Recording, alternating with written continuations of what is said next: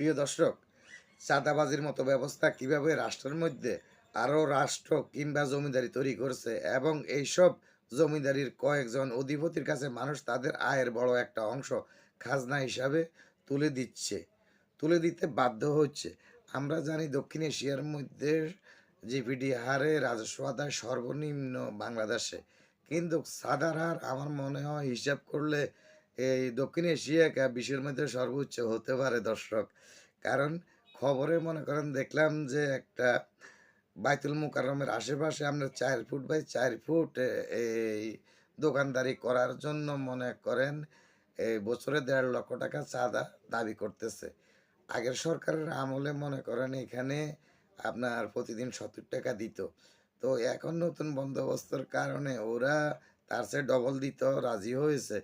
কিন্তু এরা মনে করেন এককালীন ১.৫ লক্ষ টাকা মনে করেন চাইতেছে। এখন সবার পক্ষে কি এককালীন ১.৫ লক্ষ টাকা দেওয়া সম্ভব? কোনো হকারদের বা ছোটোখাটো ব্যবসায়ীদের সম্ভব নয়।